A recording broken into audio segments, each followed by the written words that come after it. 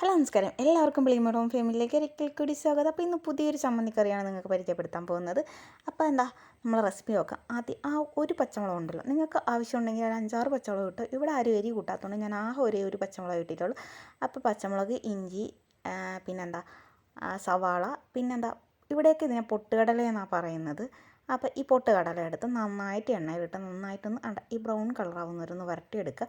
അതിനുശേഷം ഇത് തണുത്തതിന് ശേഷം മിക്സിയിൽ നല്ല വൃത്തിയായിട്ട് അരച്ചെടുത്ത് ചമ്മന്തി കറി വയ്ക്കുന്നതാണ് കടുക് വറുത്ത് റെഡിയാക്കി എടുക്കുക. അപ്പം ഞാൻ ദോശ, മീൻ പൊരിച്ചത്, ചിക്കൻ കറി ഈ ചമ്മന്തിക്കറിയും കൂടെ കൂട്ടിയാണ്, ചമ്മന്തിക്കറിയല്ല ഈ പൊട്ടുകടലക്കറിയും കൂട്ടിയാണ് കഴിക്കുന്നത്.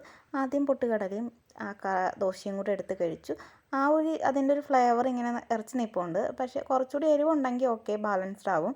പക്ഷെ നല്ല ടേസ്റ്റ് ഉണ്ടായിരുന്നു. ചമ്മന്തിയേക്കാളും ഒരു പക്ഷേ എനിക്ക് തോന്നുന്നു സൂപ്പർ കറി ഇതായിരുന്നു. പിന്നെ ഞാൻ വിചാരിച്ചു എല്ലാം കൂടി ഒന്ന് മിക്സ് ചെയ്ത് നോക്കാമെന്ന്. അപ്പോൾ ഇതെല്ലാം കൂടി മിക്സ് ചെയ്ത് കോമ്പിനേഷന് വളരെ ടേസ്റ്റായിരുന്നു. അപ്പോൾ ഇതൊരു മസ്റ്റ് ട്രൈ ഐറ്റമാണ്. അപ്പോൾ എനിക്കെന്തായാലും ഇഷ്ടപ്പെട്ടു. എന്തായാലും ഒന്ന് ട്രൈ ചെയ്ത് നോക്കുക.